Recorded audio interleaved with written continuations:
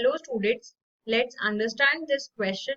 The question is, in the given compound, find out the pair of enantiomers and diastereomers. यहाँ पे हमें एक compound given है and उस कंपाउंड में हमें बताना है कितने पेयर ऑफ enantiomers हैं एंड कितने पेयर ऑफ diastereomers हैं. And we have these four options. First is 2 and 2, second is 2 and 4, third is 4 and 4, and fourth is 4 and 2. So on that basis we have to find out the correct option. तो अगर हम इस molecule को देखते हैं, सबसे पहले तो ये मॉलिक्यूल अगर हम कंसिडर करें तो इस मॉलिक्यूल में यहाँ पे इस तरीके का अरेंजमेंट है. यहाँ ये OH ग्रुप है, here it is R group, here also we have the R group, यहाँ पे R डैश है एंड ये है डबल बॉन्ड ऑक्सीजन. अब अगर हम यहाँ पे देखें, ये R ग्रुप क्या है ये हमें नहीं पता, लेकिन ये वाला जो कार्बन है ये कार्बन कायरल है, क्योंकि इस कार्बन के साथ जो 4 ग्रुप्स लगे हैं वो डिफरेंट है. एक OH है, एक R है, एक हाइड्रोजन होगा और एक ये पूरा group.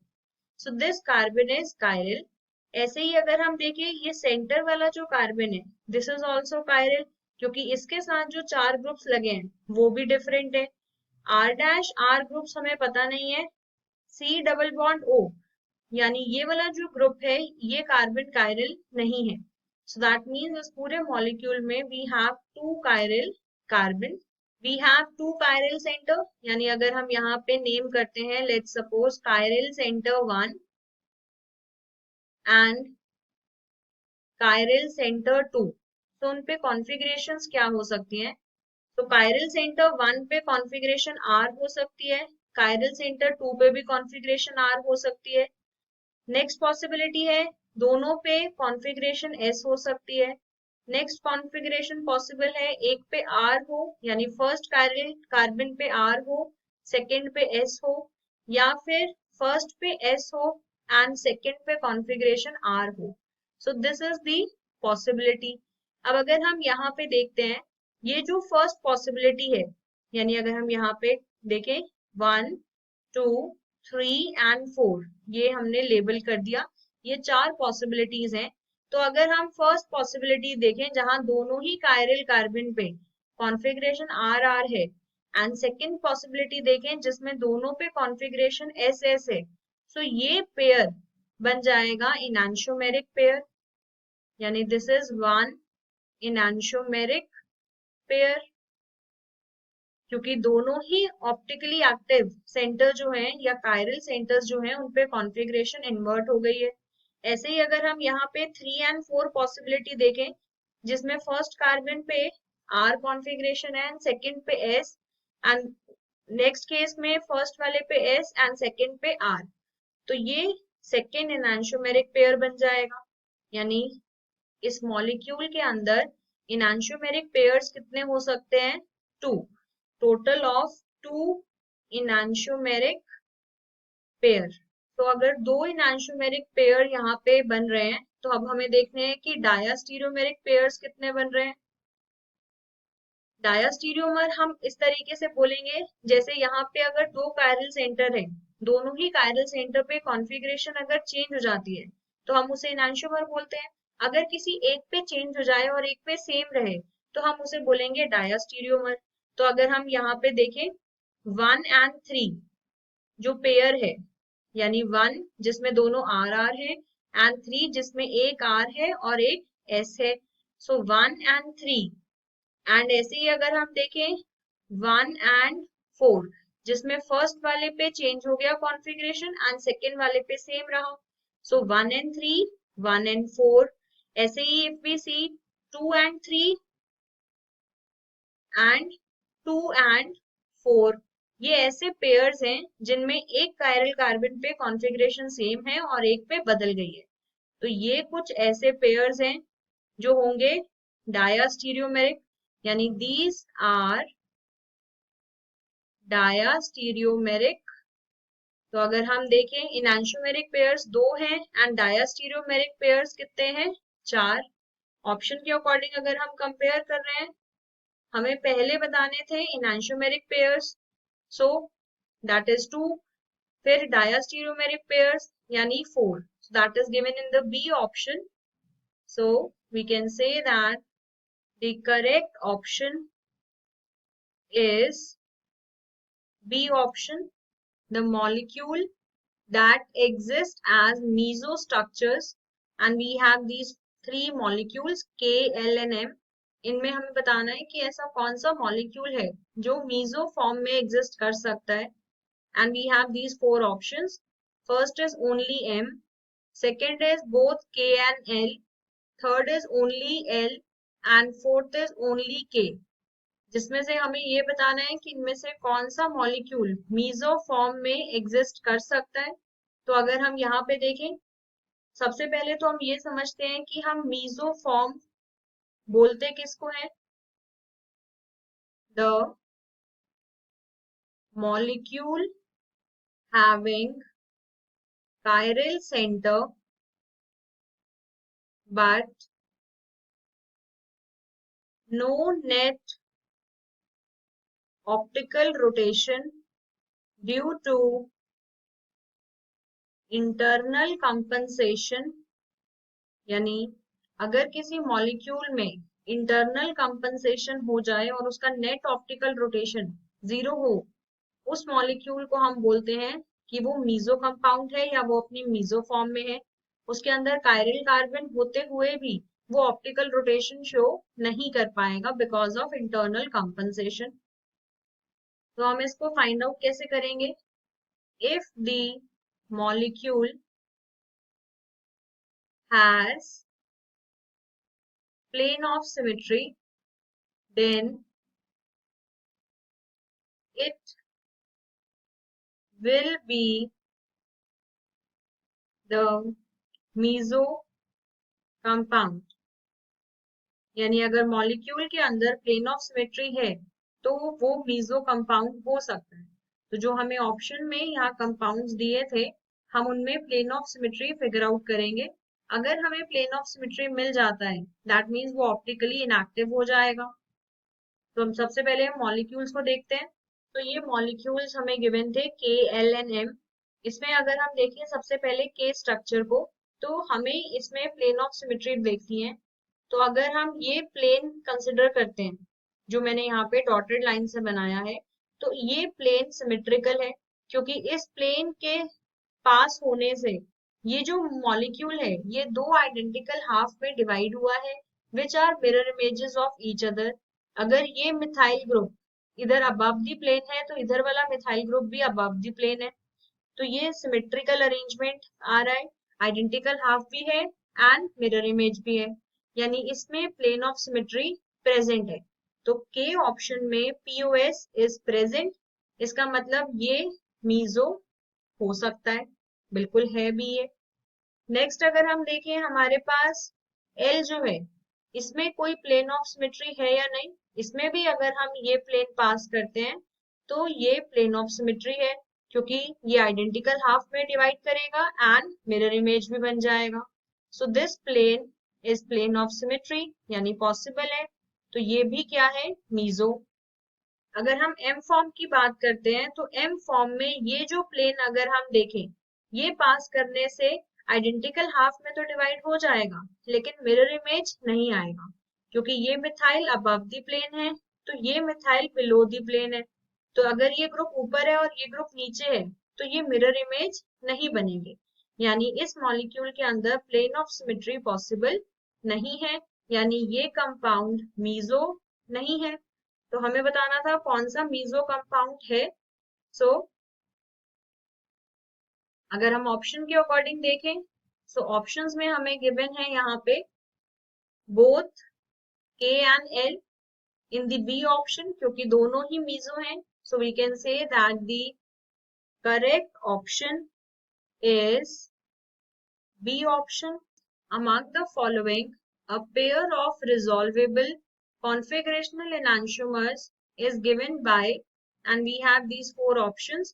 First is cis 1,2-dimethyl cyclohexane, second is cis 1,3-dimethyl cyclohexane, third is cis 1,4-dimethyl cyclohexane, and fourth is trans 1,3 dimethyl cyclohexane, यानी हमें इन चार ऑप्शन में से बताना है कि ऐसा कौन सा कंपाउंड है जो रिजॉल्वेबल इनैंशियोमर्स हमें दे सकता है।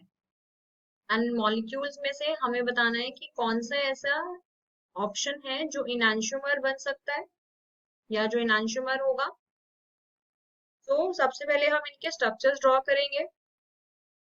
फर्स्ट ऑप्शन में हमें गिवन है सिस 1,2 डाइमिथाइल साइक्लोहेक्सेन, तो साइक्लोहेक्सेन बनाएंगे हम एंड 1,2 पोजीशन पे सिस फॉर्म यानी सेम डायरेक्शन में होना चाहिए मिथाइल, तो हम कोई भी एक डायरेक्शन ले सकते हैं अबव द प्लेन और बिलो द प्लेन, लेकिन दोनों मिथाइल ग्रुप सेम होने चाहिए। तो अगर ये हमारे पास मॉलिक्यूल है तो इस मॉलिक्यूल में ये प्लेन ऑफ सिमेट्री आ जाएगा। तो अगर ये वाला प्लेन सिमेट्रिकल है, so because of the presence of plane of symmetry ये मॉलिक्यूल हो जाएगा मीजो, यानी ये ऑप्टिकली इनएक्टिव रहेगा। नेक्स्ट अगर हम देखें सेकेंड ऑप्शन में मॉलिक्यूल गिवन है सिस 1,3 dimethyl cyclohexane, now another cyclohexane molecule. अब इसमें 1 and 3 पोजीशन पे यानी फिर से हम सेम डायरेक्शन रखेंगे यानी सिस रखना है, सो दोनों ही ग्रुप्स अबव द प्लेन या फिर दोनों ही बिलो द प्लेन रख सकते हैं। So now this is sis 1,3 dimethyl cyclohexane. अगर इसमें हम देखें तो यहाँ पे ये प्लेन ऑफ सिमेट्री बन जाएगा क्योंकि ये मॉलिक्यूल को आइडेंटिकल हाफ में एंड मिरर इमेजेस में डिवाइड करेगा, तो इस मॉलिक्यूल में भी प्लेन ऑफ सिमेट्री है यानी ये मॉलिक्यूल भी मीजो बन जाएगा। नेक्स्ट ऑप्शन है सिस 1,4 dimethyl cyclohexane, now again cyclohexane बनाएंगे 1,4 पोजीशन पे सिस रखना है यानी सेम डायरेक्शन में मिथाइल ग्रुप होना चाहिए। सो इस तरीके से अब अगर हमारे पास ये मॉलिक्यूल है दोनों ही मिथाइल ग्रुप यहाँ पे सेम डायरेक्शन में है, तो यहीं से हम प्लेन पास कर सकते हैं या फिर हम ये प्लेन भी पास कर सकते हैं। दोनों ही केसेस में ये ऑप्टिकली इनएक्टिव होगा क्योंकि प्लेन सिमेट्रिकल है, this is plane of symmetry, identical half में डिवाइड कर रहा है एंड ये मिरर इमेज भी है, सो इट इज मीजो, यानी ये ए बी और सी तीनों ही ऑप्शन ऑप्टिकली इनएक्टिव है। फोर्थ ऑप्शन जो हमें गिवन है that is trans 1,3 dimethyl cyclohexane. अगर हम इसका स्ट्रक्चर बनाते हैं सो साइक्लोहेक्सेन बना के 1,3 पोजीशन पे हमें ट्रांस रखना है यानी यहाँ पे एक मिथाइल ग्रुप हमने अबव द प्लेन रखा तो दूसरा मिथाइल ग्रुप हम बिलो द प्लेन रखेंगे। Now this is the molecule trans 1,3 dimethyl cyclohexane. अगर हम यहाँ पे देखें ये प्लेन जो हम इस मॉलिक्यूल से पास करेंगे ये इसको आइडेंटिकल हाफ में तो डिवाइड करेगा लेकिन एक दूसरे के मिरर इमेजेस नहीं होंगे। तो अगर ये मिरर इमेजेस नहीं बनेंगे क्योंकि एक ग्रुप ऊपर है और एक ग्रुप नीचे की तरफ है, तो ये प्लेन ऑफ सिमेट्री नहीं हो पाएगा यानी इस मॉलिक्यूल के अंदर plane of symmetry is absent, तो ये मॉलिक्यूल हो जाएगा ऑप्टिकली एक्टिव। तो ऑप्टिकली एक्टिव है तो ये रिजॉल्व कर सकते हैं हम इसको यानी ये होगा इनैंशियोमर, तो ये इनैंशियोमेरिक फॉर्म में एग्जिस्ट कर सकता है।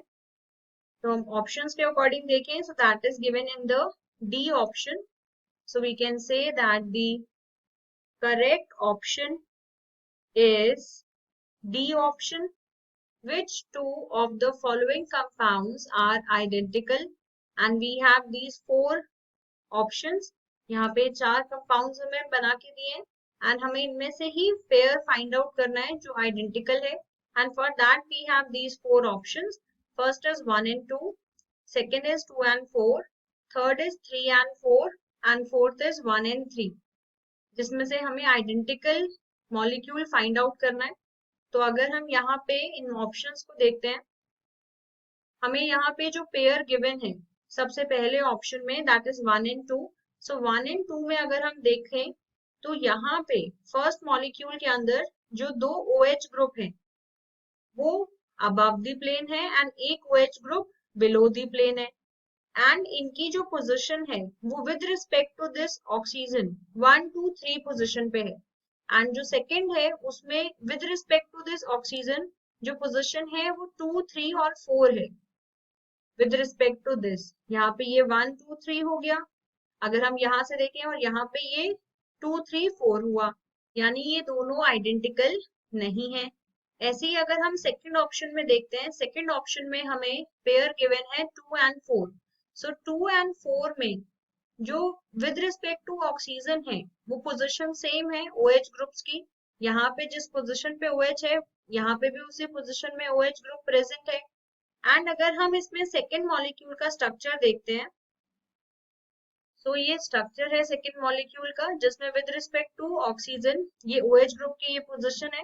अब अगर हम यहाँ पे देखें, यहाँ से अगर हम एक एक्सेस कंसिडर करते हैं और इस एक्सेस के अक्रॉस हम इस मॉलिक्यूल को रोटेट करते हैं 180 डिग्री, यानी हमने इस एक्सिस के क्रॉस इस मॉलिक्यूल को 180 डिग्री रोटेट किया तो हमें ये स्ट्रक्चर मिल जाएगा which is given in the fourth. क्योंकि अभी यहाँ पे अगर OH अबव दी प्लेन है एंड ये दोनों OH बिलो दी प्लेन है, जैसे हम 180 डिग्री घुमाएंगे तो ये दोनों OH group above the plane आ जाएंगे एंड ये चला जाएगा बिलो दी प्लेन। यानी आफ्टर रोटेशन अगर हम यहाँ पे 180 डिग्री रोटेट करते हैं इस एक्सिस के across, will get the structure जिसमें अगर हम यहाँ देखें दोनों OH की जो पोजीशन है यहाँ पे बिलो थी तो इधर अबव दी प्लेन आ गई एंड इसकी अबव दी प्लेन थी तो ये बिलो दी प्लेन हो गई। यानी जो मॉलिक्यूल है वो सिर्फ 180 डिग्री रोटेट हुआ है, वैसे मॉलिक्यूल सेम है। यानी हम बोल सकते हैं दैट सेकेंड एंड फोर्थ ये दोनों आइडेंटिकल पेयर है। अगर हम बाकी ऑप्शन देखते हैं, third option which is C option given as 3 and 4 identical. So 3 and 4 identical नहीं है, हम इन OH ग्रुप की पोजीशन देख सकते हैं with respect to oxygen different है। एंड 1 and 3, 1 and 3 की भी अगर हम बात करें तो 1 and 3 में यहाँ पे ये दोनों OH अबव दी प्लेन थे एंड ये बिलो दी प्लेन था। अगर इसमें रोटेशन हुआ होता तो ये दोनों OH बिलो दी प्लेन आते एंड बीच वाला जो OH है ये अबव दी प्लेन आता। लेकिन यहाँ पे ये सिर्फ एक ही बिलो दी प्लेन गया, दूसरा बिलो दी प्लेन नहीं गया, यानी ये आइडेंटिकल नहीं है। So on the basis of the options we can say that only 2 and 4 they are identical. So the pair 2 and 4 are identical and it is given in the B option. So we can say that the correct option is B option. Which two of the following compounds are diastereomers? And we have these 4 compounds given to us. And हमें इसमें से बताना है कौन से ऐसे compounds हैं जो diastereomers हैं. And for that we have these 4 options. First is 1 and 2, second is 2 and 4, third is 3 and 4, and fourth is 1 and 3. And हमें इसमें से diastereomers बताने हैं। सबसे पहले तो हम ये समझेंगे कि diastereomers होते क्या हैं। The compounds, or we can say the isomers, which are not the mirror images of each other are diastereomers। यानी जो आइसोमर्स एक दूसरे के मिरर इमेजेस नहीं होते हैं उन्हें हम डायस्टीरियोमर्स बोलते हैं। तो अगर हम इस क्वेश्चन के अकॉर्डिंग देखें, ये मॉलिक्यूल 1 एंड ये मॉलिक्यूल 3 ये दोनों एक दूसरे के मिरर इमेजेस नहीं है। अगर हम यहाँ पे देखें तो ये 2 OH इस केस में अबव द प्लेन है एंड एक OH बिलो द प्लेन है। यहाँ पे अगर हम देखें तो जो सेंटर वाला OH था वो बिलो द प्लेन था, लेकिन इस केस में ये दोनों adjacent OH above the plane है एंड ये साइड वाला बिलो द प्लेन है, यानी ये एक दूसरे के मिरर इमेजेस नहीं है। So we can say that 1 and 3 are diastereomers. तो अगर हम ऑप्शंस देखते हैं, सो 1 and 3 ऑप्शन गिवन है डी में। So we can say that the correct option is D option. I hope it is clear to you now. Thank you.